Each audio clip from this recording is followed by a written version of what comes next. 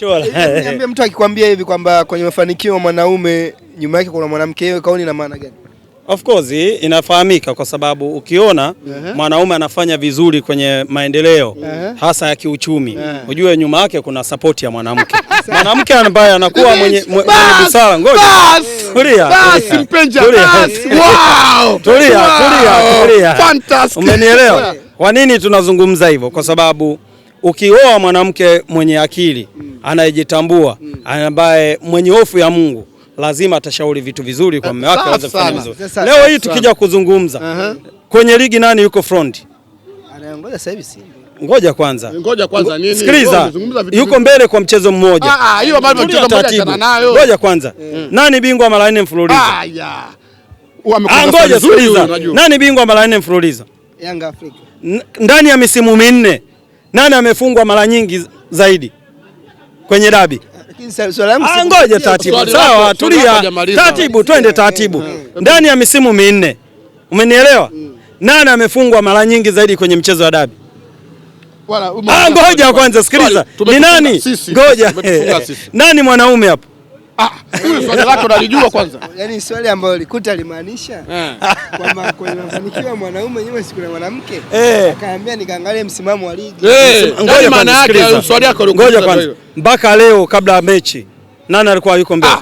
Mechi ilivyoisha. Ngoja kwanza. Unataka kusema sasa wanaume ulisha saa ngapi? Umenielewa? Ipo hivi siku zote katika maisha. Umenielewa? Hata ufanye nini? Yaani unajua mwanamke alivyo. Tabia huwa haibadiliki. Ila anaweza kabadilisha mavazi, kabadilisha mtindo wa nywele, kabadilisha kila kinachowezekana. Umenielewa? Lakini tabia itabaki vile vile. So leo tunachokuja kuzungumza. Leo kabadilisha mavazi. Umenielewa? Kasuka nywele style nyingine. So lazima nimsifie kwamba mke wangu amependeza, amefanya nini. Vivyo. Lakini leo ndio maana kwa nini nachokuja kusema? Bwana kiwango cha chama nyewe akiwatishi. Amjuti kwamba kwa nini mimi niliwaambia. Muda wa mwisho wa chama kuendelea kufunga na kutamba kwenye ligi umeisha. Na nilizungumza juzi kwenye ngoja kwanza sikiliza. Assist ni ukiangalia assist zote mbili za chama ni makosa ya waamuzi. Umenielewa? Ukiangalia zile assist kama waamuzi wangekuwa wanatenda haki, leo hii Simba singepata assist, chama singepata. Umeniangalia kwanza. Naanza kukwambia goli la kwanza anampa nani? Oura. Ngoja sikiliza. Taratibu. Goli la pili imefungwa na Libase Gwe. Goli la kwanza na Oura. Mbona changanya? Okay, hizo Ken vyovyote vile. Wale. Ngoja kwanza. Ni wale tu si wote. Umenielewa wote kwanza disha dogo. Sasa ukija kuangalia goli la kwanza assist anatoa chama inaenda kwa Libase Libase tayari alikuwa kwenye eneo la nini? Area offside. Umenielewa? Ananufaika, anafunga. Mwamuzi yuko pale amekaa na yeye, utafikiri ni shabiki. Umenielewa? Anasikilizia, ngoja taratibu, sikilizia. Anasikilizia mchezaji wake afanya maajabu. Goli la pili linapigwa kona. Umenielewa? Kabla hujamfikia Oura wa kichwa, tayari washambuliaji wa Simba zaidi ya wawili wana buguzi nani? Mabeki wa Simba wa Coastal pamoja na golikipa. Libase Oura anapiga akiwa free header, yani free no kufuatwa na mtu yeyote. Wale waliokuwa wanataka kumwataki Oura tayari ameshapata msaada kutoka kwa washambuliaji wa Simba, kwa wale mabeki, kwa buguzi na pamoja na golikipa. Ananufaika. Kwa refa angekuwa anafanya haki au anatenda haki sheria 17 za mpira zinavyotaka, sidhani kama Simba bwana uchebe ile kama ingeonekana assist kwa nani? Kwa Chama. Leo niliwaambia mimi namtaka Chama aingie golini. Afunge. Umenielewa? Sasa ametamba mechi 5 na watu wakaanza kutema kila checheni. Umemwona Chama si nini? Nikamwambia unajua anatamba lakini bado hajashughulikiwa. Leo nataka nikupe siri. Kama mtu amefuatilia mchezo huu au anafuatilia michezo ya Simba anapokuwa anacheza, wamwangalie jezi ya Chama chini hii kwenye bukta hii. Sio? Ile bukta. Hapa pembeni kuna kitu amekifunga, amekishonelezea, ameshona. Ile ni hilizi. Nakupa hiyo anatembea na hilizi kwa hapa. Hiyo mimi naitwa mimi mapema lazima. Ngoja sikiliza, ngoja. Watazungumza mengi.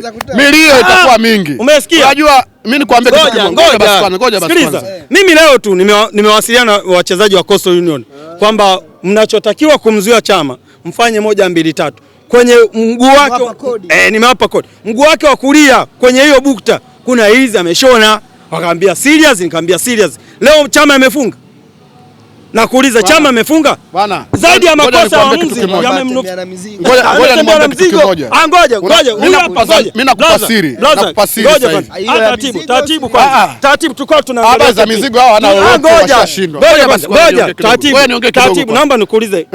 Mzee wa kujichola na kuheshimu na brand yako ilindwe. Umenielewa? Tulikuwa tunaangalia wote. Mimi nakuonyesha na umesema kweli pale kuna utofauti kwenye ile. Umeonyesha nini? Ya Chama si ya kuonyesha nini? Ngoja. Wewe umekiona nini kwa Chama? Ngoja, umekiona nini? Kwenye TV unaonaje hili?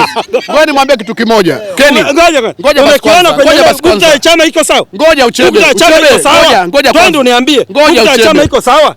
Mimi nikwambie. Ngoja uniambie unijibu hapa. Mashabiki sasa hivi wa Yanga African Modern Club watatoa milio kama viongozi wao sasa hivi wamegawanyika kutokana na kumwacha Chama. Unafikiri mashabiki watasemaje? Kwanza oya, ngoja niwaambie. Unasikia? Leo hii ukisema Yanga inagawanyika kwa sababu ya Chama, kwanza ni kukosea heshima klabu yetu. Pia unatukosea wadau wa mpira wakubwa kama sisi. Pia unawakosea viongozi wa mpira. Umenielewa? Wa Tanzania hii. Leo unavyozungumza mwenyekiti wa vilabu barani Afrika anatokea wapi? Anatokea wapi? Mjumbe wa kamati ya utendaji FIFA anatokea wapi? Umenielewa? Ngoja sikiliza. Mimi mwenyewe mjumbe unaingia wapi? Unataka ujumbe sasa? Ujumbe kitu gani? Sasa mimi nasaidia ni ujumbe. Mimi mwenyewe mjumbe. Wewe mjumbe wapi? 77 hapo. Ukonga, yani kule kwetu kuna eneo linaitwa 77 hapo. Sio kata ya Ukonga, mimi mjumbe.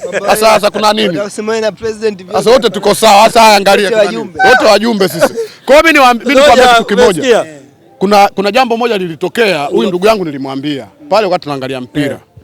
Nikamwambia hivi, uongozi wa klabu ya Yanga African Modern Club akiwemo rais wao Engineer Harris pamoja na Gina Arafat Haji wamemfuata Djigui Diarra. Wamempigia magoti, tunakuomba udake. Hiyo nakupa siri hiyo. Tunakuomba udake. Hizo za ndani nakupa siri hiyo. Baada ya kumfuata Diarra, kumomba adake. Kwa sababu gani? Akamwambia kwa sababu gani? Kwa sababu kuna makipa wengine. Akasema ikitokea tumeingia finali tunakutana na Simba FA alafu adake Masalanga. Finali Masalanga sisi nana. Uchebe kesho mna kibarua dhidi ya Singida. Maneno yamekuwa mengi, wengine wakisema bwana ni mechi ya naniliu. Unajua kuna siku zote kwenye maisha. Mfamaji ya kofi kutapatapa. Umenielewa? Kabla hajaongea. Mzee wa Jambia mpaka leo anamwambia ombe msamaha kwa sababu ya nini? Alizungumza hivi kwamba Singida wamekuja kwenye ligi ya NBC kuja kuwanufaisha Yanga African Modern Club. Bwana wewe ukusikia? Ndio maana nasema mwenye akili timamu hawezi kuzungumza maneno haya. Umenielewa? Mwenye kujua mpira hawezi kuzungumza kauli hii. Leo mimi nakuja kusema hapa. Umenielewa? Yanga iheshimiwe. Yanga ndo icon. Yanga ndo source ya mpira Tanzania. Umenielewa? Leo hii ngoja kwanza. Unajua sometime Yanga anapokuwa bingwa mara nyingi mambo mengi yanatokea. Simba anapokuwa bingwa mara nyingi hakuna kinachotokea. Ni jambo tu la kawaida tu. Inaonekana kama tuseme ni sana msiba wa mtoto mdogo tu. Umenielewa? Hauwezi kustua wengi. Lakini kuna mtu ambaye anaweza kapoteza maisha. Bro, mji mzima au jiji zima au nchi zima inatikisika. Leo hii Yanga anapokuwa inakosa ubingwa. Umenielewa? Watu wengi wanajiuliza Yanga anakosaje ubingwa? Umenielewa? Ngoja kwanza. Yanga anakosaje ubingwa? Lakini Simba ikitokea amekosa ubingwa, umenielewa? Watu wanaanza kuzungumza, unajua, alikuwa sio kikafanya nini. Leo hii tunapokuwa tunazungumza Yanga na Singida, the big match. Leo hii tunapokuwa tunazungumza big match, mechi bora, kesho ndo NBC. Watu wanasema yes, tumeshuhudia football. Umenielewa? Ni chakula au ni lishe ambayo tunasema yenye lishe, yani ni chakula bora.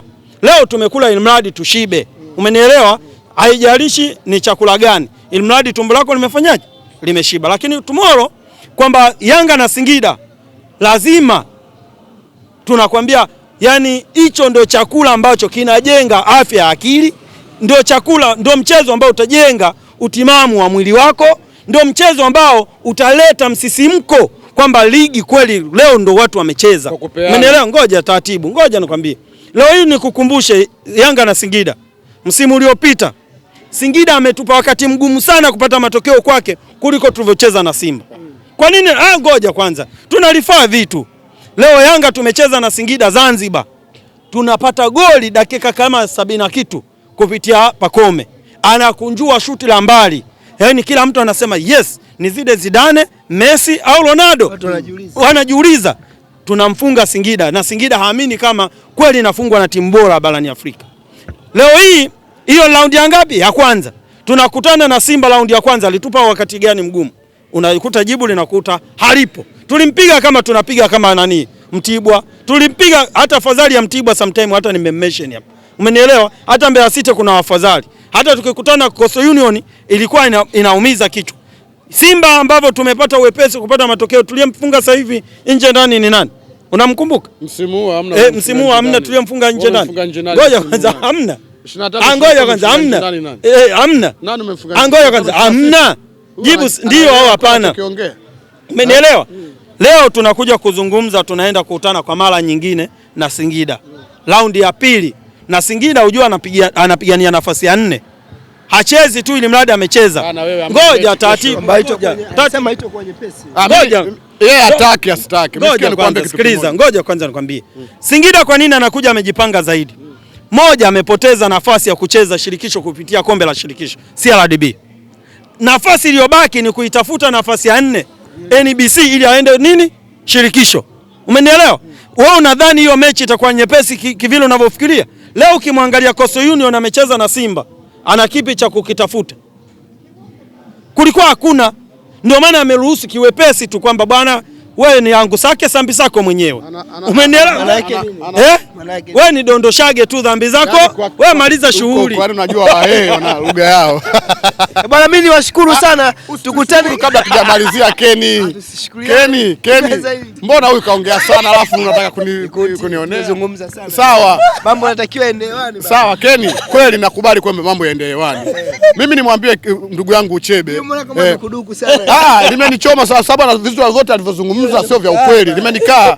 Yaani vinikaa kwa sababu gani vitu vyote alizungumza Patrick Osemsi ambao tunamuita Uchebe, yule kocha alikuwa wa Simba, alitimuliwa kwa bila sababu za msingi, mojawapo ikiwa kuwapinga viongozi, kila ambacho atakitaka wao yeye alikuwa hakitaki. Wanampangia wachezaji. Si umeelewa? Panga hawa hawataki hawa. Simenelewa. Kwa yote sende mbali. Hiyo Osemsi alipokuwa Simba alitetea nini? Bwana ndugu zangu tukutane kesho. Asante sana.